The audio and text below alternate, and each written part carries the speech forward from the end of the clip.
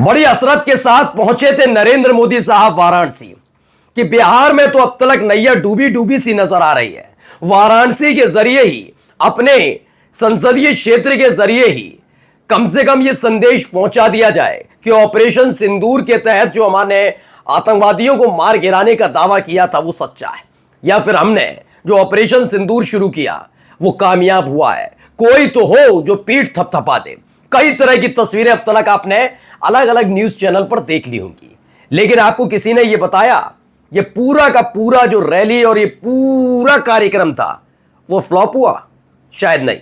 आज मैं आपको दिखाऊंगा वजह क्या है। वजह ये कि अलग अलग तरीके से सरकारी खजाने के तहत पैसा लगाकर ये रैली और ये भीड़ बुलाई जाती है। तो स्पष्ट हो गया, अभी बिहार के चुनाव से पहले ही जो नरेंद्र मोदी साहब गए थे, यहां रोड शो में भीड़ नहीं थी।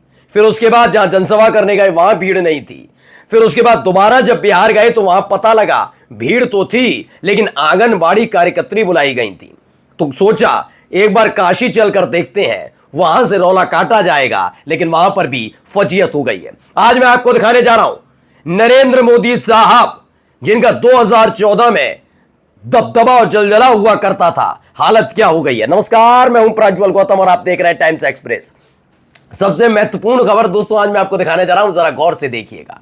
अलग अलग तस्वीरें, कोई मोदी और योगी में टकराव नहीं है। ये देखिए, एक तरफ देश का प्रतिनिधित्व करने वाले, एक तरफ उत्तर प्रदेश का प्रतिनिधित्व करने वाले, ये आ रहे हैं वो आ रहे हैं, अजीम मुर्शान शहंशाह टाइप के गाने लगाकर हमारे देश की मीडिया ने अलग अलग माहौल बनाया, लेकिन असली तस्वीर नहीं दिखाई। पहले वो तस्वीरें दिखाऊंगा, बड़े मजेदार तस्वीर है। ये देखिए, ये वो तस्वीर है। देखिए मोदी और योगी साथ साथ हैं, विजन तैयार किया जा रहा है, चलते में विजन तैयार हो रहा है। सारी कहानी चलते में ही योगी आदित्यनाथ ने मोदी को बता दी। दरअसल इस जोड़ी को दिखाने के पीछे की कई सारी वजह हैं। इस वजह को अभी मैं बताऊंगा आगे जाकर, लेकिन जो सबसे मेन खबर है वो आपको दिखाना जरूरी है। इसीलिए आइए पहले वो खबर मैं आपको दिखा देता हूं। पहले आवाज भी पहचानिएगा, आवाज बहुत पहचाननी जरूरी है। आवाज पहचानिए, आ रही है पहचान में आवाज? नहीं पहचानिए, पहचानिए, दोबारा सुनते जाइए तो पहचानिए आपने। जी हां, नरेंद्र मोदी साहब काशी के दौरे पर, वाराणसी के दौरे पर, और उसी वाराणसी के दौरे के वक्त वो भाषण दे रहे थे। भाषण दे रहे थे उसी वक्त बेतहाशा भीड़ छोड़ छोड़कर पंडाल को बाहर आ रही है। देखिए इसे लिखा भी है, कल ही कहा था काशी की तैयारी पूरी है, आज काशी ने दिखा भी दिया। प्रधानमंत्री के भाषण के दौरान ही काशी की जनता का लौट कर जाना इस बात का संकेत है कि अब दिखावे और जुमलों से पेट नहीं भरता। दरअसल पहले मैं इस बात को मानता भी नहीं, मैं भी कहता नहीं काशी में यह संभव नहीं है, क्योंकि 2014 से 2019 और 2019 से तकरीबन 2023-24 तक ये माहौल था क्लियर। मैं कहता हूं बनाकर रखा है और मेंटेन किया। वो कैसे भी किया हो कि जबरदस्ती कहते नहीं है कि प्रधानमंत्री आ रहे हैं, गाड़ी भर भर कर लानी है, गाड़ी भर भर कर लानी है, जो करते हैं कर चुके हैं। तमाशा इनका खुला खेल भी हो चुका है कई जगह। तो खैर वो जो भी किया हो, लेकिन था। लेकिन अब जनता खुलकर बता देती है, हम नहीं आएंगे, क्या कर लोगे टाइप, आएंगे तो हम छोड़कर चले जाएंगे, वो सारी चीजें हो रही है। और वही हुआ। देखिए आप याद करिए साल 2024 का चुनाव, उस दौरान नरेंद्र मोदी साहब की कैबिनेट के कई मंत्री उत्तर प्रदेश से ही चुनाव हार गए। नाम एक संजीव बालियान, ओह मैं भूल गया, पहला नाम तो स्मृति ईरानी का लेना था, स्मृति ईरानी, संजीव बालियान, और एक वो जिनके लाडले ने किसानों की छाती पर गाड़ी चढ़ा दी थी और शर्म पूरी की पूरी सरकार को नहीं आ रही थी कि उनके साथ मंच साझा कर रहे थे। ये हट्टेनी, वो भी चुनाव हार गया। उसका हारना सबसे ज्यादा जरूरी था। जिसका बेटा इतना लफंडर हो, उस लफंडर के डैडी, वो तो और बड़ा लफंडर आदमी लगा मुझे, जो गुंडागर्दी करता था। तो खैर उसका चुनाव हारना लाजमी था। नरेंद्र मोदी साहब का भी वही खेल होने जा रहा था।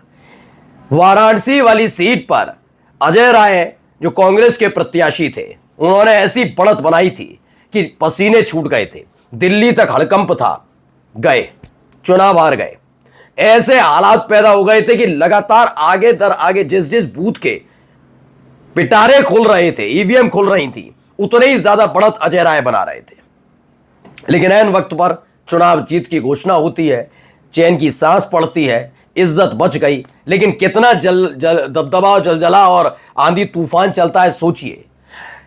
अखिलेश यादव अपनी कॉन्स्टिट्यूएंसी से जितने वोटों से जीत दर्ज करते हैं, राहुल गांधी अपनी कॉन्स्टिट्यूएंसी से जितनी वोटों से जीत दर्ज करते हैं, डिंपल यादव अपनी कॉन्स्टिट्यूएंसी से जितनी वोटों से जीत दर्ज करती हैं, उससे आधे से आधे वोटों पर नरेंद्र मोदी चुनाव जीत पाते, मात्र 1.5 लाख वोटों पर। यह इनकी आंधी तूफान था। इसीलिए मैंने कहा ना, मैं मान लेता ये तस्वीर झूठी है, झूठ बोलते हैं, लेकिन नहीं, यह बात सच है। अब नरेंद्र मोदी को वाराणसी की जनता नहीं बुला रही, मां गंगा नहीं बुला रही, वहां की जनता परेशान है, जैसे अयोध्या की जनता परेशान है। आप माने न माने, हो सकता है कि हमारे संसदीय क्षेत्र से नरेंद्र मोदी प्रधानमंत्री हैं इसलिए आप खुश हो जाते हैं, कोई प्रधानमंत्री है, लेकिन हकीकत यह है कि बीजेपी को कतई पसंद नहीं कर रहे, नरेंद्र मोदी साहब को भी नहीं। अयोध्या में जो हुआ वही वाराणसी में होने जा रहा था, बिल्कुल सेम टू सेम होने जा रहा था। क्योंकि अयोध्या में जिस तरीके से लोगों की घर मकान दुकान तोड़कर अपनी मनमर्जी के साथ उन्हें खड़ा किया गया और मुआवजे के नाम पर जो मन में आया वो दिया, वैसा ही कुछ वाराणसी में किया गया। वहां तो मंदिर तक तोड़ डाले, साधु संतों में, वहां के लोगों में नाराजगी है, ये खासी नाराजगी थी, और उसका असर इस 2024 के लोकसभा चुनाव में देखा था। तो ये तस्वीर निकल कर आई, ये फ्लॉप रही इनकी रैली। अब आइए इस तस्वीर पर आते हैं। तस्वीर क्यों जरूरी हो गई थी? ये तस्वीर इसलिए जरूरी हो गई थी, 2024 के बाद से ही मोदी शाह वर्सेस योगी आदित्यनाथ चल रहा था। आपने इस तरह की तस्वीरें, सार्वजनिक तस्वीरें योगी आदित्यनाथ की और नरेंद्र मोदी साहब की पिछले 1 साल से नहीं देखी होंगी। अब आपको देखने को इसलिए मिल रही हैं क्योंकि अब लड़ाई खेल इस बात का है कि कैसे बिहार का चुनाव और तमाम चीजें चल रही हैं। यह भी बताने की कोशिश हो रही है कि जो 2024 के चुनाव में हारते हारते बचे नरेंद्र मोदी साहब समझ गए, उत्तर प्रदेश में कम से कम योगी आदित्यनाथ के हाथ नहीं चढ़ना था, हत्थे नहीं चढ़ना। तो देखिए वही तस्वीरें, हंसते खेलते हुए तमाम चीजें। अब देखिए चेहरे पर गंभीरता दिखाते हुए जरा इनको भी देखिए। ये डॉक्टर एहतशाम सिद्दीकी, उन्होंने कहा प्रधानमंत्री Narendra Modi, commissioner IAS Rajalingam IAS भी हैं, सत्येंद्र कुमार कलेक्टर। वाराणसी में बाढ़ के हालात की समीक्षा पीएम ने कमिश्नर कलेक्टर से की। बाढ़ से निपटने की तैयारी और प्रभावित लोगों की सहायता के लिए चल रहे राहत कार्यों की जानकारी हासिल की। बस कर ली, हासिल हो गया। इसीलिए जनता परेशान है। आपको कॉरिडोर बनाना, आपको ये तमाम चीजें, जो वाराणसी के हालात हैं जहां कमर तक पानी भर गया, इतना विकास, इतना पैसा लगाने के बावजूद आप सोचिए वाराणसी की सड़कों पर बेतहाशा पानी भरा हुआ है। इस ड्रेनेज सिस्टम को आप सही नहीं कर पाए। आपने क्या वादा किया था? आपने करा क्या? ये कॉरिडोर के नाम पर जो पुराने प्राचीन मंदिरों को तोड़ दिया, उसको, यही तो नाराजगी है जनता की। एक तो आपने जेब से नहीं लगाया कि आपने, शाह बाबू ने अपनी जेब से पैसा लगा दिया हो वाराणसी में, ये तो नहीं। पैसा टैक्स पेयर का था, वो पैसा इस्तेमाल अपनी मनमर्जी से किया और उसका इस्तेमाल अपनी छवि चमकाने के लिए किया। ऊपर से उसे चस का तस छोड़ दिया गया क्योंकि ड्रेनेज सिस्टम से जो पानी भरा उससे काशी के हालात बुरे हैं। लेकिन हर हालात यही नहीं है, ये भी है, जरा देख लीजिए। वाराणसी में PM मोदी तक नहीं पहुंच पाए, मंत्री जी की क्या है कहानी? एक कहानी इनकी भी है, मंत्री जी हाथ पांव मारते रह गए, नरेंद्र मोदी साहब तक पहुंच ही नहीं पाए। ऐसे ऐसे हालात हैं इनके यहाँ, बिल्कुल बहुत बुरी स्थिति में से भारतीय जनता पार्टी। और क्या हालात है सोचिए, नरेंद्र मोदी को कोई सुनना नहीं चाहता, कहीं और नहीं, काशी में। नमस्कार।